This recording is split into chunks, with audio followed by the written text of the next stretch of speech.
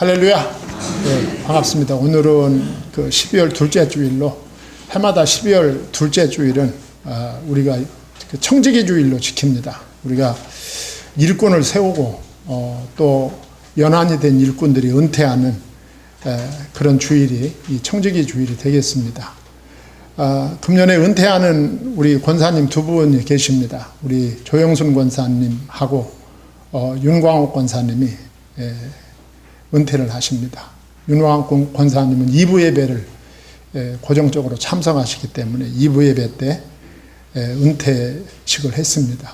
우리 조영순 권사님, 우리 교회 초창기 때부터 우리 조 권사님 이렇게 교회를 나오셨습니다. 40대 초반부터 이렇게 우리 교회를 출석하셔서 우리 교회에서 항존직분자 권사로 이렇게 오랫동안 섬기다가 또 이렇게 금년에 은퇴를 하게 되었습니다. 너무 이렇게 건강을 회복하시고 은퇴를 할 수 있게 돼서 너무 감사하게 생각합니다. 또 하나 감사한 일은 일꾼을 세우는 일입니다. 청지기 주일은 일꾼을 세우는 일에 또 초점이 맞춰져 있습니다. 우리 교회 젊고 또 새로운 우리 서리 집사 10분이 오늘 이렇게 직분을 받게 됩니다. 너무 감사한 일입니다. 자, 그래서 이 청지기 주일에 아마 여러분들 주보에 청지기 약정서가 다 들어가 있을 겁니다. 이것도 해마다 하던 일인데, 약정서를 작성하는 일은 계속해서 충성하고 헌신하는 분들은 하나님께 기도하는 마음으로, 하나님, 제가 이 복음을 위한, 또 우리 주님의 몸된 교회를 위한 사역을 지속할 수 있도록 힘을 주시기를 바랍니다 하는 그런 기도하는 마음으로 작성을 하시고, 또 처음 작성하는 분들은 하나님, 내가 복음을 위해서 일평생 쓰임받기를 원합니다. 주님께서 도와주시고 주님께서 인도하여 주시옵소서 라고 하는 이런 마음을 가지고 작성하시면 되겠습니다. 큰 부담을 가질 필요는 없습니다. 여러분들이 새롭게 출발해보라는 동기부여를 위해서 여러분한테 1년에 한 번 이런 일을 하게 되는 것입니다. 자, 우리가 이 청지기 주일이 되면은 대개 이제 충성과 이 헌신에 대해서 우리가 많이 강조하게 되는데, 이 충성과 헌신보다 더 중요한 일이 있습니다. 이 충성과 헌신을 강조하겠지만, 충성과 헌신보다 더 중요하고 값진 일이 뭐냐? 주님을 만나는 것입니다. 주님을 만나는 것. 예수 그리스도를 만나고 예수님을 아는 것이 더 중요하다. 제가 늘 여러분한테 말씀드리지만, 마태복음 16장 13절로 20절에 보면 예수님께서 가이사라 빌립보 지방에 가셨을 때 제자들에게 물었습니다. 사람들이 나한테 나를 누구라고 하더냐? 이렇게 질문했을 때 예수님의 제자들이 대답을 했습니다. 선생님은 순교당한 세례 요한이 다시 살아났다고 하는 사람도 있습니다. 엘리야가 다시 왔다는 사람도 있고, 예레미야가 다시 왔다는 사람도 있습니다. 또 사람들 중에는 또 상당히 많은 사람들이 예수님은 그냥 선지자 중에 하나라고 하는 사람도 있습니다. 이렇게 답변을 했어요. 그때 예수님께서 아주 단도직입적으로 제자들에게 다시 묻지요. 그럼 너희들은 나를 누구라고 하느냐? 이렇게 물었을 때 베드로가 제자들을 대표해서 대답을 합니다. 주는 그리스도시요 살아계신 하나님의 아들이시니이다. 이 말이 무슨 말입니까? 예수님은 그리스도이십니다. 예수님은 살아계신 하나님의 아들이십니다. 우리는 이 사실을 믿습니다. 이 고백을 들은 예수님이 너무 기뻐하셨어요. 바요나 시몬아, 잘하였도다. 이것을 내게 알게 하니는 내 혈육이 아니라 하늘에 계신 아버지시니라. 그 칭찬하시면서 내가 이 반석 위에 내 교회를 세울 텐데 음부의 권세가 이기지 못하리라. 내가 너한테 천국 열쇠를 주는데 네가 열면 닫을 자가 없고 네가 닫으면 열 자가 없을 것이다. 예수님이 누군지 아는 것이 중요하다, 그 말을 하는 거예요 제가. 예. 예수님이 누군지를 알아야 된다. 예. 예수님은 그리스도시다. 예수님은 하나님의 아들이시다. 이 사실을 바로 믿고 고백할 때 우리 주님이 기뻐하신다. 예. 그리고 이 사실이 깨달아지고 발견되어지고 체험되어지면 누가 시키지 않아도 주님께 충성하게 되어 있습니다. 그렇죠? 시키지 않아도 충성하게 되어 있어요. 이 세상에서 예수를 위해서 하는 일이 최고구나. 예. 사람 살리는 일이구나 이게 진짜. 예. 이 일보다 중요한 일이 없다. 이게 깨달아지는 거죠. 예. 그래서 사도 바울은 예수 그리스도가 누구인지를 발견한 다음에 자기가 이 세상에서 가장 중요하게 여기던 명예와 권세와 종교와 지식을 배설물처럼 버릴 수가 있었던 것입니다. 그리고 예수 그리스도에게 충성을 하고 헌신을 했던 것입니다. 그렇게 되는 거예요. 그래서 우리가 오늘 빌립보서 2장 19절로 24절을 읽었는데 여기에는 예수 그리스도를 만나고 예수 그리스도께 전적으로 헌신한 디모데의 모습을 보여주는 거예요. 네. 디모데의 모습을 보여주는 거예요. 이 디모데는 주사역자가 아니었어요. 주사역자는 누구였어요? 바울이었어요. 바울. 그리고 디모데는 누구였습니까? 조력자였습니다. 조력자. 부사역자였어요. 부사역자. 예. 그 디모데는 부사역자의 위치에서 아주 기꺼이 주님을 섬기는 사람이었다 하는 것을 오늘 말씀이 우리에게 보여주는 거예요. 자, 그럼 디모데가 어떻게 그렇게 부사역자로서 주님을 섬길 수가 있겠는가? 은혜 받았기 때문에 가능해지는 것입니다. 저는 오늘 청지기 주일에 우리 교회 성도님들이 디모데가 받았던 동일한 은혜가 충만하기를 소망합니다. 그래도 은혜 받을 수 있어요. 우리들도 충성할 수 있어요. 자, 오늘은 하나님께서 디모데를 통해서 주시는 메시지를 우리가 좀 생각하면서 은혜 받고자 합니다. 자, 첫째는 이 디모데는 믿음을 인정받은 사역자였다. 이렇게 정의할 수 있어요. 19절로 20절 말씀. 우리가 누구에게 인정받는 것만큼 신나는 일이 없어요. 그렇지 않습니까? 우리가 어느 곳에 가든지 어느 공동체 어느 집단에 가든지 내가 거기서 인정을 받을 때 나는 거기에 소속될 이유가 있는 거예요. 그때부터. 그렇게 되는 거죠. 예. 오늘 19절에 보면 사도 바울이 이렇게 말합니다.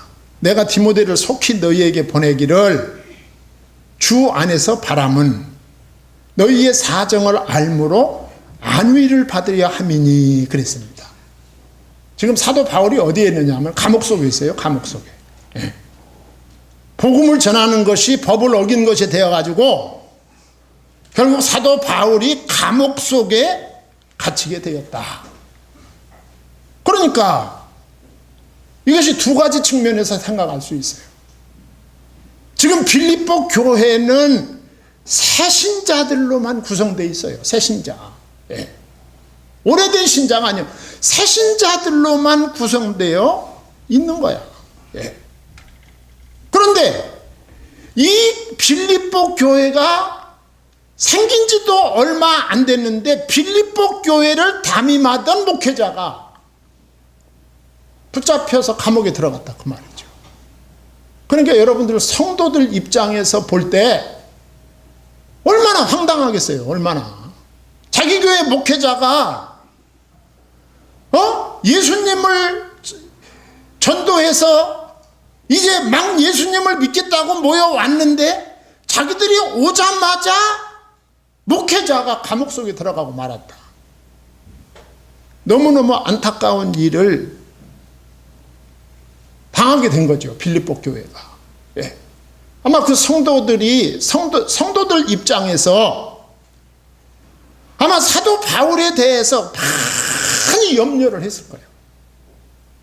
우리 목회자가 지금 감옥 속에 들어가서 건강한지 살아있는지, 예. 맨날 몹쓸 고문을 당하고 있는 것은 아닌지, 성도들 입장에서 사도 바울의 근황을 걱정하는 성도들이 많을 것이고, 또 성도들 중에 믿음이 약한 성도들은 어떻게 하나님의 종이 감옥에 들어갈 수 있는가 믿음이 약해질 수도 있는 거야. 이런 성도들에 대해서 소식을 전하기를 원했던 거죠. 내가 감옥에 들어와 있지만 나는 건강하게 잘 지내고 있다. 감옥에 들어와 있지만 내가 복음을 전할 수 있는 기회가 주어지면 이 속에서도 나는 복음을 전하고 있다. 이런 내용을 걱정하고 염려하는 성도들에게 이 소식을 전하고 싶었던 거예요. 그 소식을 전할 메신저가 필요했는데 그 메신저가 바로 디모데였다 그 말입니다. 또 반대 입장에서는 사도 바울이 교회가 염려가 되는 거죠. 예. 성도들이 예수님을 믿은 지도 얼마 안 돼서 믿음도 약한데 내가 이렇게 붙잡혀서 감옥에 들어와 있으니 정말 교회가 주일날 되면 예배를 드리는지, 예. 성도들이 흩어지지 않고 교회가 유지되고 있는지 알고 싶어서 견딜 수가 없는 거야. 그래서 바울 입장에서는 그 소식, 교회에 대한 소식을 듣고 싶었던 거야. 예. 그래서 빌립보 교회에 파견할 일꾼을 물색하는 중에 디모데가 생각이 난 것입니다. 그러면서 20절에 보면은 이는 뜻을 같이하여 너희 사정을 진실이 생각할 자가 이밖에 내게 없음이라 그랬어요. 이밖에 내게 없다. 여러분, 사도 바울은 기독교 2000년 역사에 있어서 선교사로, 신학자로, 목회자로 하여간 가장 위대한 인물입니다. 그 주변에 얼마나 많은 사람들이 있었겠어요. 예. 그 주변에 수많은 사람들이 있었을 텐데 진짜로 사도 바울이 필요해서 사람을 쓰려고 생각해 봤더니 누구밖에 없었다? 디모데밖에 없었다 그 말이죠. 이밖에 내게 없습니다 그랬어요. 참, 네. 뜻을 같이하여 일할 사람이 디모데밖에 없었다. 여러분, 이 문맥 속에서 뭘 느낄 수 있습니까? 사도 바울의 인간적인 고독함을 느낄 수 있어요. 그렇지 않습니까? 인간적인 고독함을 느낄 수 있는 거예요. 목회자는 군중 속에서 고독한 존재입니다, 사실은. 예. 사도 바울이 그런 모습을 볼 수가 있어요. 우리가 바울 서신에 보면 사도 바울의 말년이 인간적으로 아주 외로웠음을 곳곳에서 읽을 수가 있어요. 네. 디모데후서 4장 16절에 이런 말씀이 있어요. 내가 처음 변명할 때에 나와 함께 한 자가 하나도 없고 다 나를 버렸으나 그들에게 허물을 돌리지 않기를 원하노라 그랬어요.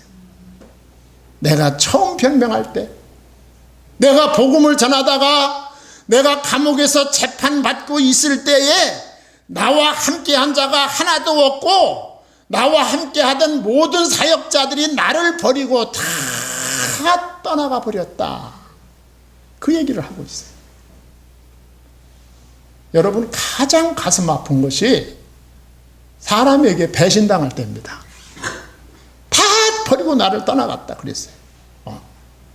이 비슷한 구절이 많아요.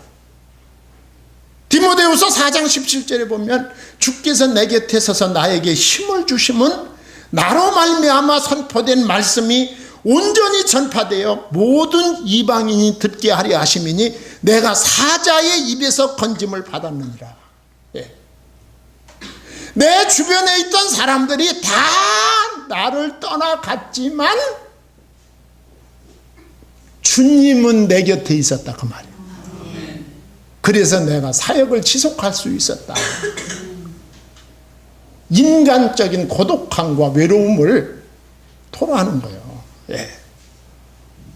하나만 더 말씀드리면 디모데후서 4장 8절에 보면 4장 18절에 보면 주께서 나를 모든 악한 일에서 건져내시고 또 그의 천국에 들어가도록 구원하시리니 그에게 영광이 세세무궁토록 있을지어다 그랬어요. 이게 무슨 말일까요?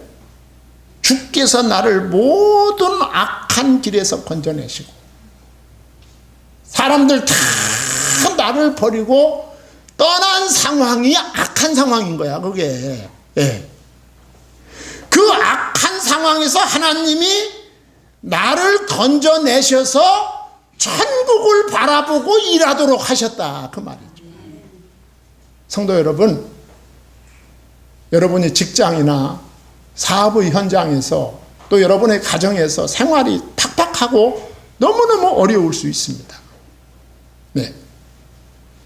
우리가 세상만 쳐다보면 정말 희망이 없어요. 이 팍팍하고 어려운 현실을 우리가 어떻게 다시 힘을 얻고 힘을 내서 극복할 수 있을까요?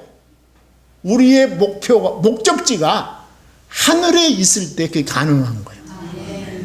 사도 바울을 그 현실의 어려움을 극복하고 현실에서 승리하고 현실에서 성공할 수 있었던 원인이 천국에 대한 소망 때문입니다. 거기를 바라보고 나간 거예요. 우리들도 그렇게 될 때 우리는 이 땅에서 승리자가 될 수 있어요. 이 땅만 쳐다보면 이 땅에 몰입되어 죽습니다. 그냥.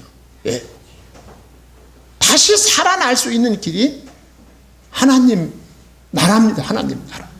거기에 목적지를 두고 우리가 이 세상을 걸어갈 때 이 세상의 수많은 난관을 헤쳐갈 수 있어요. 세상만 쳐다보면 거기에 몰입돼 버린다 그 말이죠. 자, 이런 상황이었었는데 지금 옆에 누가 있다는 거예요? 디모데가 있다는 것입니다. 그게 감사하다는 감사하다. 다 떠났는데 디모데가 지금 내 옆에 있다는 거예요. 너밖에 없다 그러면 너밖에 없다. 할렐루야. 그 얘기입니다. 이 디모데는 진짜요. 디모데가 정말 은혜 받은 건 천성적으로 진실한 사람이야. 이 천성적으로 진실함이 이게 은혜입니다. 은혜. 그는 그의 진실함은 정말 마음속에서 우러나오는 진실함. 옆에 있는 바울이 그걸 느끼는 거예요. 그냥 이런 진실함, 이런 사람은 말하지 않습니다. 내가 진실합니다 그 말 하지 않아요. 옆에 사람이 그냥 느끼는 거야. 그냥 느껴. 자, 이런 디모데가 지금 바울 옆에 있다. 우리 모든 사역자들이 하나님과 사람에게 이런 인정받는 사역자가 되기를 소망합니다. 그 다음에 두 번째로는 21절에 보면 디모데가 받은 은혜는, 두 번째 은혜는 자기 일보다 예수의 일을 우선했다. 이것도 은혜입니다. 사람 마음대로 되는 거 아니에요. 21절에 보시면 그들이 다 자기 일을 구하고 그리스도 예수의 일을 구하지 아니하되 그랬어요. 너무나 명료하게 말씀하고 있어요. 사람들이 다 자기 일에만 몰두하고 있었다. 자기 개인적인 사사로운 이익에만 몰두하고 있었다. 다 자기 일이었다. 자기 일. 우리가 누구 걱정하는 것 같지만 그게 결과적으로 자기 걱정일 때가 참 많지 않습니까? 자기 걱정이죠. 마태복음 16장에 보면 예수님께서 제자들에게 십자가에 못 박혀 죽으실 것을 예고합니다. 고난을 예고하는 거예요, 예수님께서. 근데 베드로가 뭐라고 말합니까? 선생님, 그런 일은 절대로 있을 수가 없고 있어서도 안 됩니다. 그랬어요. 아니, 선생님이 십자가에 못 박혀 죽으신다니요? 부활한다는 말도 하셨는데 그 말은 듣지도 않았어요. 죽으신다니요? 있을 수가 없습니다. 예수님은 절대로 죽을 수가 없습니다. 이렇게 예수님께 간했어요. 그때 예수님이 하신 유명한 말씀이 여러분 다 아시죠? 마태복음 16장 23절에 예수께서 돌이키시며 베드로에게 이르시되 사단아 내 뒤로 물러가라. 너는 나를 넘어지게 하는 자로다. 내가 하나님의 일을 생각하지 아니하고 도리어 사람의 일을 생각하는도다. 그랬어요. 하나님의 일을 생각하지 않고 사람의 일을 생각하여 나의 죽음을 반대하는구나, 그 말이에요. 그러니까 지금 이게 무슨 말입니까? 뒤집어 말하면 너는 지금까지 예수 그리스도의 제자로 예수님을 따라다닌 목적이 세상적으로 너 자신에게 이익이 되기 때문에 따라다녔다, 그 말 아니에요. 성도 여러분, 나 자신은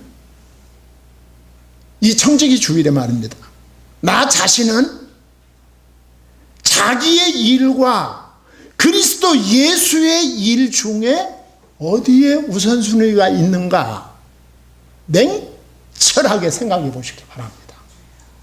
나는 내 사람의 일과 하나님의 일, 이 둘 중에 어느 것이 우선인가 한번 관찰해 보고 새롭게 출발해야 된다, 그 말이죠. 혹시 내 안에 육신의 소욕이 성령의 소욕을 붙잡고 그리하지 마옵소서라고 간하고 있지는 않은지 자신을 살펴봐야 된다. 여러분, 교인이 교회 일을 멀리하고 자기 일에만 몰두할 때 여러분이 섬기는 교회는 그때부터 건강성을 상실하기 시작합니다. 그리스도인이 자기 일에만 몰두할 때 온전한 11조 생활이 불가능해집니다. 헌신 생활이 불가능해지고 예배 생활이 불가능해집니다. 그렇게 되면 교회는 그만큼 내가 못하는 것만큼 안 하는 것만큼 사역의 동력이 떨어지게 돼 있어요. 그만큼 떨어지는 거예요. 내가 안 하는 것만큼 떨어지는 것입니다. 사역자들은 이 사실을 알아야 되는 거예요. 내가 사람의 일보다, 하나님의 일보다 사람의 일을 앞세우는 그 시점부터 교회의 동력은 그만큼 떨어지는 것이다.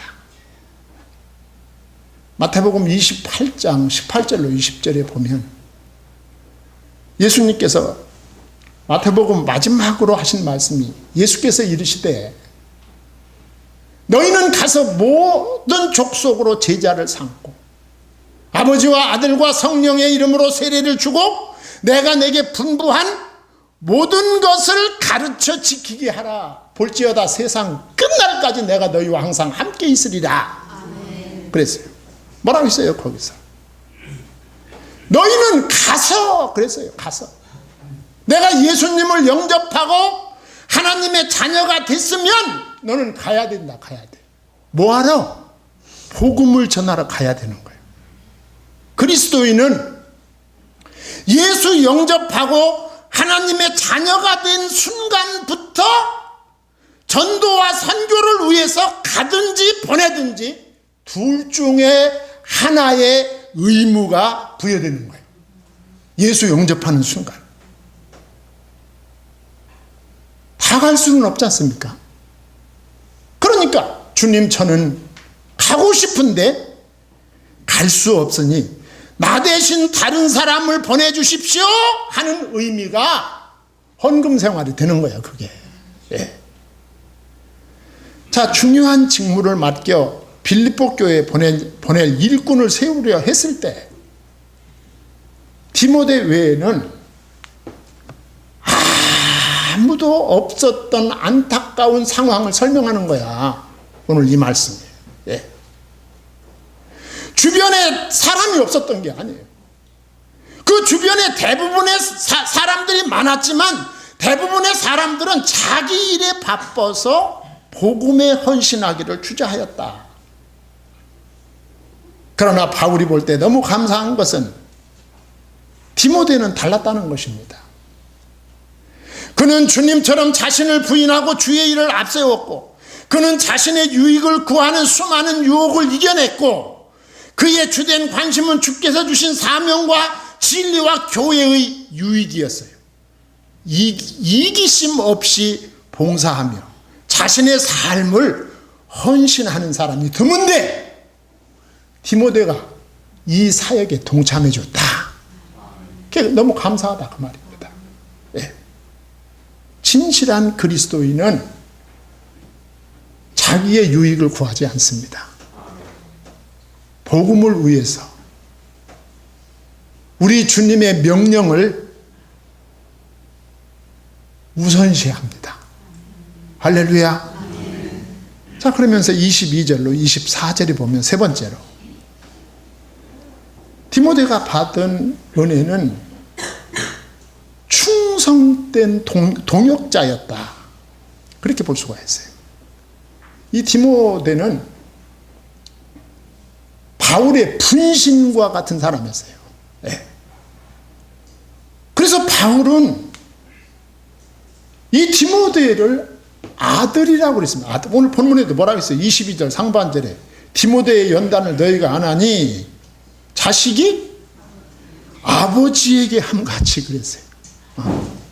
디모데의 연단을 너희가 안 하니 이게 무슨 말이냐면, 디모데의 연단이라는 말은 디모데는 시험에 통과한 자라. 디모데가 어떤 사람인지 당신들 잘 알고 있지 않냐, 그 말이에요. 예. 디모데는 모든 사람이 공인하는 믿음의 사람이었다, 그 말입니다.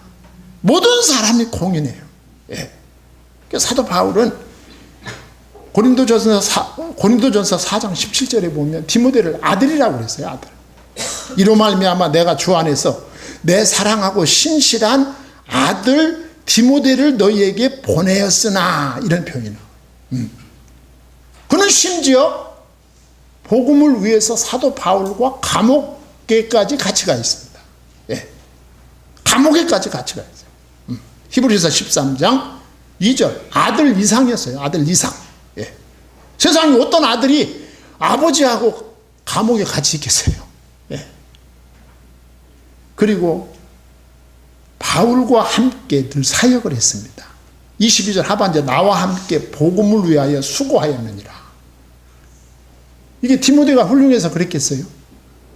디모데를 훌륭하게 만드신 분이 누구요? 하나님 은혜죠. 하나님 은혜. 하나님 은혜입니다. 여러 곳에서 바늘과 실처럼 바울과 사역을 함께 했습니다. 예, 여러 곳에서 빌립보에서, 데살로니가에서, 베레아에서, 고린도에서, 에베소에서, 로마에서 하여간 바울과 늘 함께 했어요. 그래서 그러므로 내가 23절 내가 내 일이 어떻게 될지를 보아서 곧 이 사람을 보내기를 바라고 그랬어요. 예. 바울은 이 디모데를 자기 대신 여러 차례 교회를 방문하도록 파견한 적이 있습니다. 예.